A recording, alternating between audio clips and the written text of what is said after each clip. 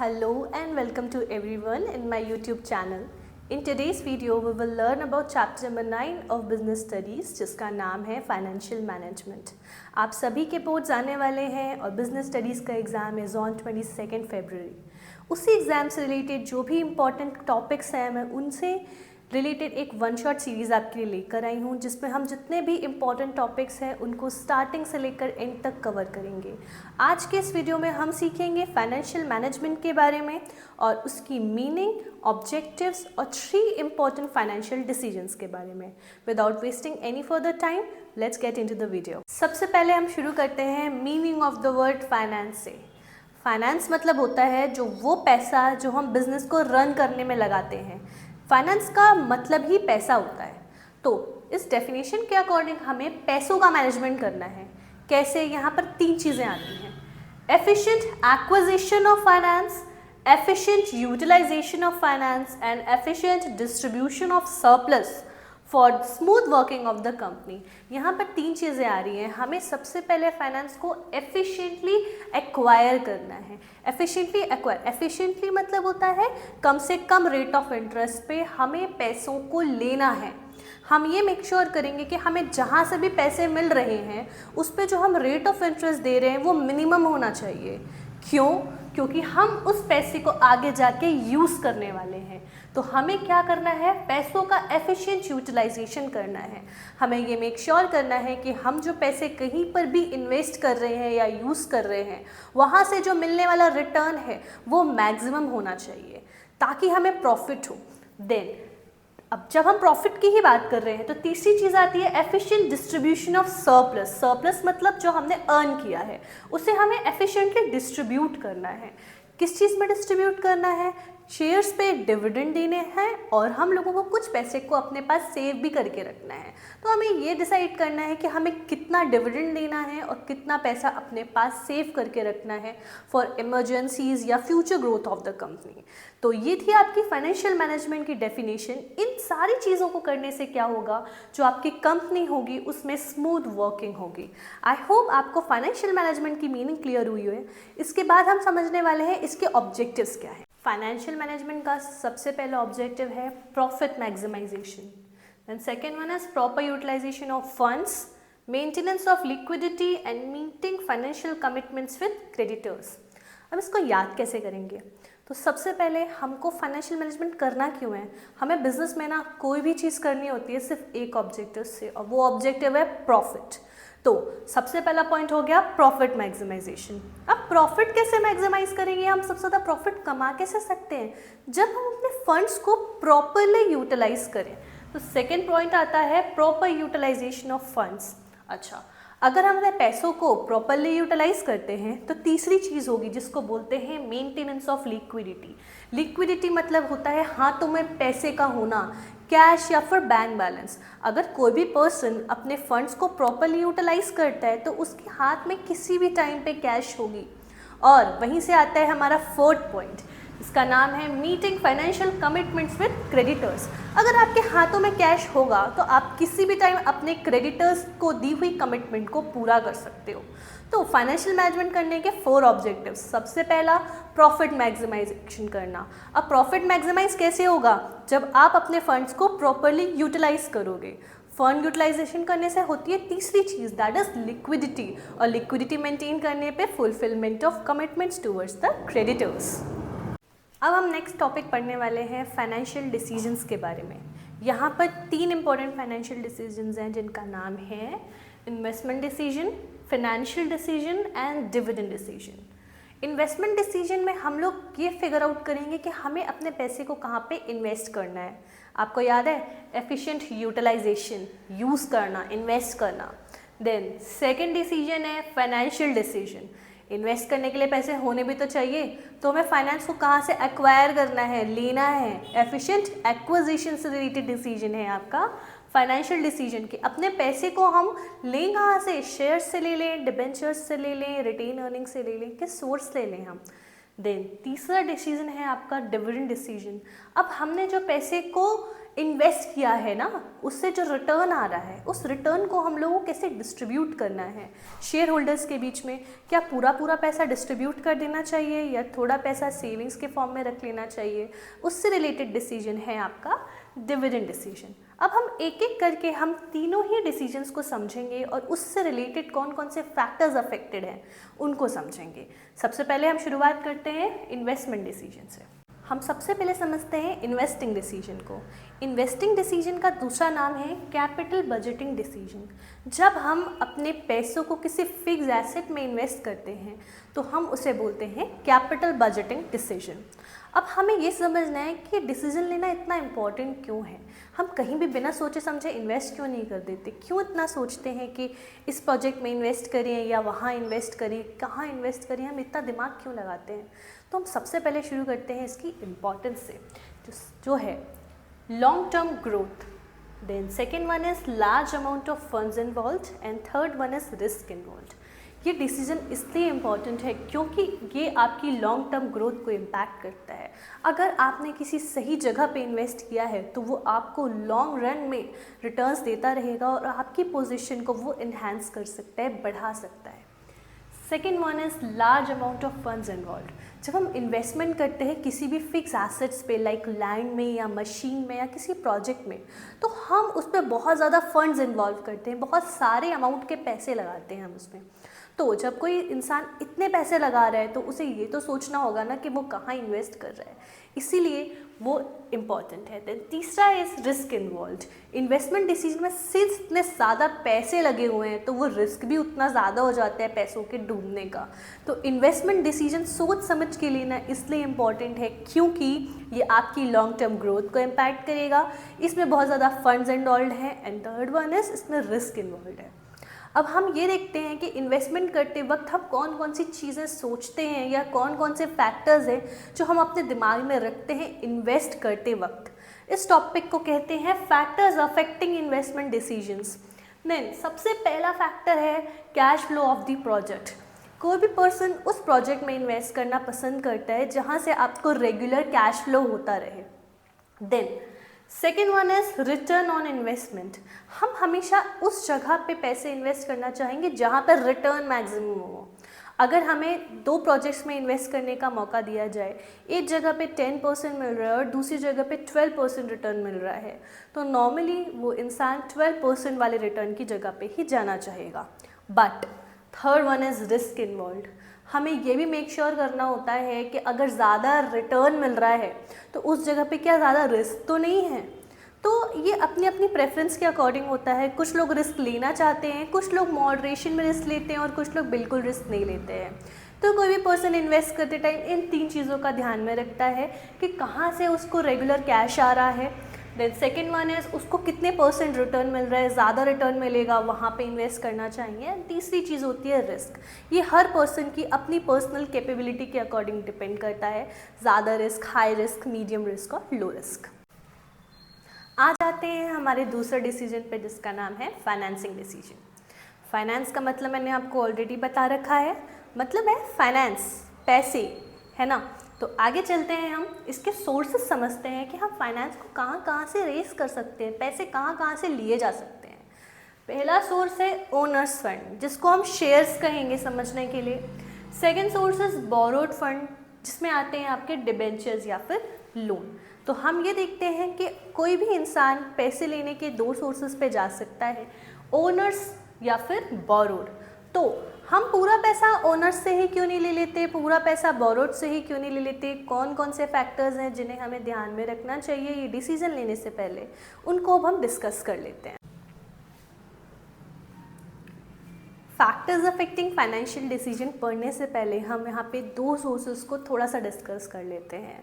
Number one is shares. Share holders company के owners कहलाते हैं।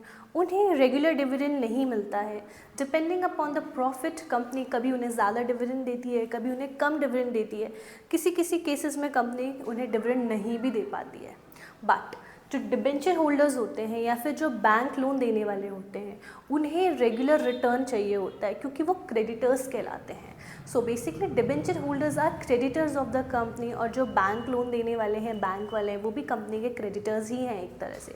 उन्हें कंपनी को रेगुलर रिटर्न देना पड़ेगा। अब रेगुलर रिटर्न देना है या नहीं देना है वो कंपनी की प्रॉफिटेबिलिटी पे डिपेंड करता है। तो हम सबसे पहले शुरू करते हैं कंपनी के फाइनेंशियल डिसीजंस को अफेक्ट करने वाले फैक्टर्स को पढ़ना। पहला फैक्टर है कॉस्ट। कंपनी नॉर्मली उस सोर्स से फंड रेज करती है जहाँ से कॉस्ट मिनिमम लगे, क्योंकि फंड्स रेज करने में भी पैसे लगते हैं, कॉस्ट लगता है, रेट ऑफ रिटर्न देना पड़ता है, डिविडेंड देना पड़ता है, इंटरेस्ट देना पड़ता है, फ्लोटेशन कॉस्ट होते हैं। तो कंपनी विल मेक श्योर कि उस सोर्स पे जाएं जहाँ पे कॉस्ट खर्चा मिनिमम लगे। Second number is cash flow position. Company को, जैसे मैंने आपको बताया, कंपनी को इन्हें क्या देना है, रिटर्न देना है। Return in the form of dividend अगर शेयर्स है, या फिर इंटरेस्ट अगर वो डिबेंचर है। तो कंपनी को इन्हें रिटर्न देना है, बट रिटर्न डिपेंड किस पे करता है, कंपनी की कैश फ्लो पोजीशन पे। कंपनी की अगर कैश फ्लो पोजीशन अच्छी है, रेगुलर पैसे आते हैं कंपनी के पास, तो कंपनी डिबेंचर वालों को रेगुलर रिटर्न दे सकती है। हर 6 मंथ्स में उन्हें ईजिली रिटर्न दे सकती है, या बैंक लोन ले रहे हैं, बोरोड फंड है, तो हम उन्हें ईजिली रिटर्न दे सकते हैं। बट अगर कंपनी की कैश फ्लो पोजीशन अच्छी नहीं है, अगर वो रेगुलर रिटर्न नहीं दे सकती, तो उसे उस केस में ओनर्स फंड को चूज़ करना चाहिए, दैट इज शेयर्स के थ्रू पैसे को रेस करना चाहिए, क्योंकि वहाँ पे कोई फिक्स कमिटमेंट नहीं होती फंड्स के ऊपर रिटर्न देने की। Then number third is control consideration. जैसे कि मैंने आपको बताया, जो इक्विटी शेयर होल्डर्स हैं या फिर जो शेयर होल्डर्स हैं वो कंपनी के ओनर्स हैं। ओनर तो कंपनी में कंट्रोल करेगा, अपने इनपुट्स देगा, कंपनी से रिलेटेड डिसीजंस लेगा, they will have some voting rights also. But at the same time जो बोरोड फंड होंगे लाइक डिबेंचर्स या बैंक लोन, इनके पास कोई भी टाइप की वोटिंग राइट नहीं होती है, किसी भी टाइप का उन्हें कंट्रोल नहीं होता है कंपनी के ऊपर। सो कंपनी अगर उससे कोई प्रॉब्लम नहीं है अपना कंट्रोल शेयर करने में, so they can go for owners fund. But at the same time अगर उन्हें पूरा कंट्रोल अपने हाथ में रखना है, सेंट्रलाइज डिसीजन मेकिंग करनी है, तो उस टाइम पे उन्हें बोरोड फंड को चूज़ करना चाहिए। Then the next point is risk. Company के पॉइंट ऑफ व्यू से देखा जाए तो शेयर्स पे उन्हें कभी रेगुलर रिटर्न देना नहीं है। अगर प्रॉफिट है तो वो दे सकते हैं, लॉस हो रहा है तो उन्हें देना नहीं है। बट डिबेंचर्स और बैंक लोन को देखा जाए, दैट इज़ बोरोड फंड को देखा जाए, तो रेगुलर रिटर्न देना पड़ेगा।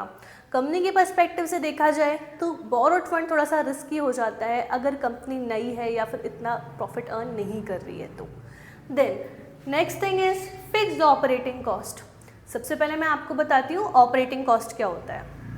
हमारी फर्म को रन करने का जो खर्चा है, जितने भी एक्सपेंसेस हो रहे हैं बिजनेस से related, like buying goods, expenses, depreciation, जितने भी खर्चे हो रहे हैं उन सबको कहा जाता है ऑपरेटिंग कॉस्ट। हमारे बिजनेस का अगर ऑपरेटिंग कॉस्ट ऑलरेडी बहुत ज़्यादा हाई है, बिजनेस को रन करने में अगर ऑलरेडी बहुत ज़्यादा पैसे लग रहे हैं, तो कंपनी ये नहीं चाहेगी कि वो एक और खर्चा अपने सर पे ले ले, दैट इज़ वो बोरो कर ले कहीं से पैसे, क्योंकि अगर आपने पैसे बोरो कर लिए so you will have to pay regular return उस पर। सो अगर किसी कंपनी का ऑपरेटिंग कॉस्ट दैट इज़ खर्चे ऑलरेडी बहुत हाई हैं, तो वो ये मेक श्योर करेंगे कि खर्चे कम हों और वो शेयर्स के थ्रू फंड्स को रेस करेंगे। देन लास्ट वन है state of capital market. Capital market मतलब मार्केट का क्या सिचुएशन चल रहा है, क्या कंपनी ज़्यादा पैसे फंड्स कहाँ से ले सकती है। मार्केट में 2 सिचुएशंस चलती हैं, पहली होती है बूम, सेकेंड होती है रिसेशन। बूम पीरियड पे लोगों के हाथ में बहुत सारे पैसे होते हैं, लोग रिस्क ले सकते हैं, तो जब लोग रिस्क ले सकते हैं तो लोग ज़्यादा शेयर्स बाय करेंगे, सो you will get more money from owner's fund.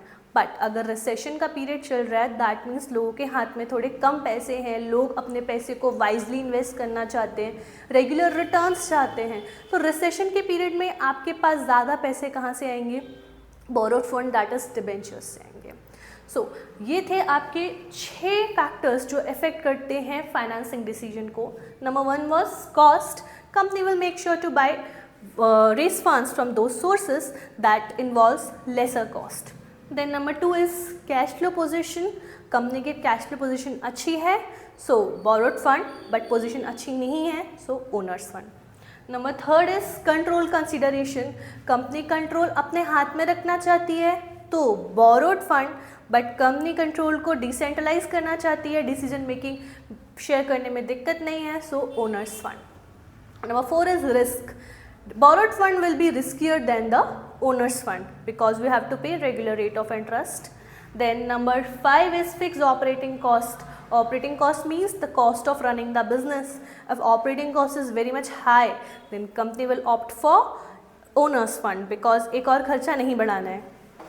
And sixth one is state of capital market, that is boom or recession. At the time of boom, people are willing to take risk and they are wanting to invest in risky securities like shares. But at the time of recession, लोगों को ज़्यादा risk नहीं लेना है, तो वो कहाँ पे इन्वेस्ट करेंगे? बोरोड फंड में इन्वेस्ट कर सकते हैं, दैट इज डिबेंचर्स में इन्वेस्ट कर सकते हैं. आते हैं हमारे तीसरे और आखिरी डिसीजन पे, जिसका नाम है डिविडेंड डिसीजन. इस डिसीजन में हम ये मेक श्योर करते हैं कि हमें कितना पैसा अपने पास में रिटेन अर्निंग्स के फॉर्म में रखना है और कितने पैसे को डिस्ट्रीब्यूट करना है among the share holders as dividend. इसको कुछ फैक्टर्स अफेक्ट करते हैं जो यहाँ पर लिखे हुए हैं. First number is earning. Company की अर्निंग कितनी है. अगर कंपनी की अर्निंग ज़्यादा होती है तो जो डिविडेंड है वो भी ज़्यादा प्रोवाइड किया जाता है शेयर होल्डर्स को. Then the second factor is stability of earning. Company ये मेक श्योर करती है कि उसकी अर्निंग स्टेबल हो. जिस भी कंपनी की अर्निंग स्टेबल होती है, that is similar amount of profits हर साल अर्न करती है जो कंपनी, वो company regular rate of returns देती है, सेम अमाउंट ऑफ डिविडेंड देती है और कम सेविंग्स के फॉर्म में रखती है. बट अगर कंपनी की अर्निंग्स इरेगुलर होती हैं तो कंपनी उस अकॉर्डिंग कम डिविडेंड देती है, क्योंकि उस टाइम पे कंपनी ज़्यादा पैसा सेव करके रखती है for the emergencies. Then the third one is cash flow position. Company की कैश फ्लो पोजीशन अच्छी है. अगर रेगुलर कंपनी कैश अर्न करती है तो उस केस में कंपनी ज़्यादा रिटर्न दे सकती है और कम सेविंग्स के फॉर्म में रखती है. Then number fourth is growth opportunity. कुछ कंपनीज ऐसी होती हैं जो नई होती है और कुछ कंपनीज होती हैं जो कि ऑलरेडी मैच्योर्ड कंपनीज होती हैं, ऑलरेडी बहुत सारी ब्रांचेस और बहुत सारे प्रोडक्ट्स को वो लॉन्च कर चुकी होती हैं. जो कंपनी न्यू होती हैं उनके पास अभी और ज़्यादा ग्रोथ अपॉर्चुनिटी है, इसीलिए वो बहुत सारा पैसा डिविडेंड के रूप में ना बांट के उनको सेव करती हैं ताकि वो उन्हें री इन्वेस्ट कर सकें. But at the same time जो मैच्योर कंपनीज होती हैं जिनके पास ऑलरेडी बहुत ज़्यादा ब्रांचेस, प्रोडक्ट्स और चीज़ें होती हैं, वो कंपनी उस टाइम पर ज़्यादा डिविडेंड ना देती है और कम पैसे को सेव करती है. Then fifth one is stability of dividend. कुछ कंपनी अपनी रेपुटेशन मेंटेन करने के लिए डिविडेंड का रेट स्टेबल रखती हैं. उनको ये मैटर नहीं करता है कि ज़्यादा प्रॉफिट हो रहा है या कम हो रहा है. Just because they want to maintain their reputation, they maintain a stable dividend policy. Then sixth one is preference of share holders. हर कंपनी के डिफरेंट टाइप के शेयर होल्डर्स होते हैं. कुछ शेयर होल्डर्स होते हैं यंग होते हैं और कुछ शेयर होल्डर्स जो होते हैं वो ओल्ड एज के होते हैं. यंग शेयर होल्डर्स जो होते हैं वो रिस्क ले सकते हैं. तो अगर किसी कंपनी के शेयर होल्डर्स यंग पीपल हैं तो उस केस में कंपनी ज़्यादा डिविडेंड ना देकर अपने पास ज़्यादा सेव कर सकती है ताकि वो री इन्वेस्ट कर सके, बिकॉज यंग पीपल की अदर सोर्सेज ऑफ इनकम भी होती है. बट अगर कंपनी के जो शेयर होल्डर्स हैं वो ओल्ड एज या रिटायर्ड पीपल हैं तो उन्होंने कंपनी में शेयर में इन्वेस्ट ही इसलिए किया ताकि उन्हें रेगुलर रिटर्न दिया जाए. तो उस केस में कंपनी को रेगुलर रिटर्न देना पड़ता है अगर उसके शेयर होल्डर्स ओल्ड या फिर रिटायर्ड एज के हैं. Then last one is taxation policy. Company को शेयर्स पे डिविडेंड देने पे टैक्स पे करना पड़ता है. अगर टैक्स का रेट हाई होगा तो कंपनी उस केस में कम डिविडेंड दे पाएगी, and eight the same time अगर टैक्स रेट लो होगा तो कंपनी वहाँ पर ज़्यादा डिविडेंड दे पाएगी. ये थे आपके तीनों financial decisions. Number 1 was investing decision, second was financing decision and third was dividend decision. इन तीनों डिसीजंस को ध्यान में रखते हुए कंपनी अपना फाइनेंस का मैनेजमेंट करती है. ये था आपका फाइनेंशियल मैनेजमेंट का पार्ट 1 और जल्दी आपको पार्ट 2 भी मिलेगा. Thank you.